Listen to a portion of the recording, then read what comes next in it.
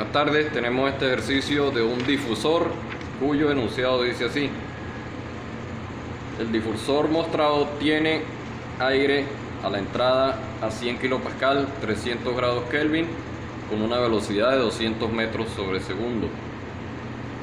El área del lado de entrada, el área seccional, ¿verdad? El área transversal del difusor a la entrada es 100 milímetros cuadrados.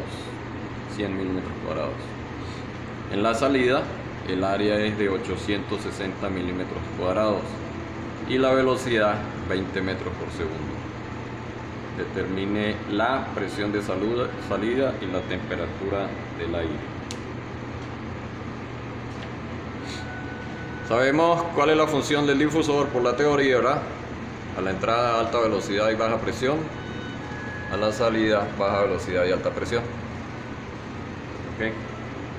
Entonces vamos a ver estos detallitos de el flujo másico. Okay. Flujo másico es ρ por V por A, como sabemos, pero en lugar de ρ colocamos el volumen específico, el inverso de ρ, que es volumen específico, tanto para la entrada como para la salida. Okay.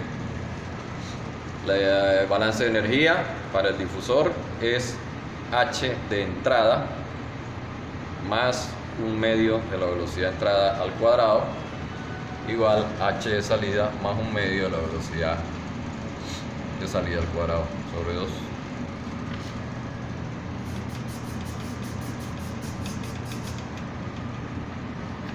Ok. Entonces tenemos acá la ecuación, la entalpía de salida menos la entalpía de entrada en base a esto, ¿verdad? Sería 1/2 de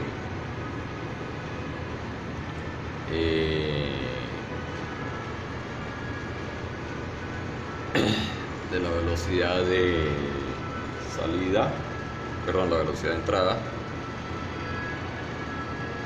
menos 1/2 de la velocidad de salida. Ok, entonces, de acuerdo a esas condiciones, vamos a tener que el H de salida menos el H de entrada es 19,8 kilojoules sobre kilogramo. Ok, entonces en base a eso realizamos el cálculo. Luego vamos a la temperatura de salida en base a que la entalpía, ¿verdad?, de salida menos la entalpía de entrada dependen del C sub P y la temperatura. Entonces despejamos de esa ecuación de la entalpía de salida menos la entalpía de entrada, que sería C sub P por temperatura de salida menos temperatura de entrada, despejamos la temperatura de salida, que sería entonces temperatura de entrada, que son 300 más 19,8, que ya lo calculamos aquí, que es el H de salida menos el H de entrada,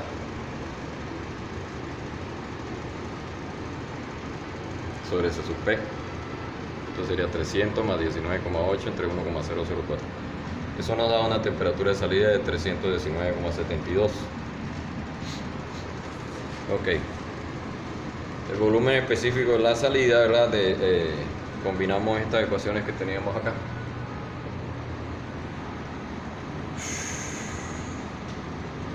Nos queda de esta forma. Y el volumen específico de la entrada, que sería RT entre la presión de entrada, que multiplica el área de salida por la velocidad de la salida entre el área de entrada por la velocidad de entrada. Ok. Entonces eso va a ser igual a el R por la temperatura de salida entre la presión de salida. Okay. Aquí nos queda entonces la presión de salida igual a la presión de entrada. Combinamos las ecuaciones. La temperatura de salida entre la temperatura de entrada, presión de entrada por temperatura de salida entre temperatura de entrada, área de entrada entre área de salida, velocidad de entrada entre velocidad de salida. Okay. La presión de entrada 100 kilopascal, la tenemos, ¿verdad? 100 kilopascal, lo dice el enunciado. La temperatura de salida 319,72, ya la calculamos.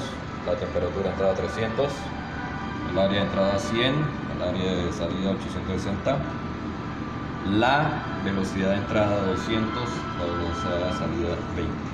Esto nos da una presión de salida de 123,92 kilopascal.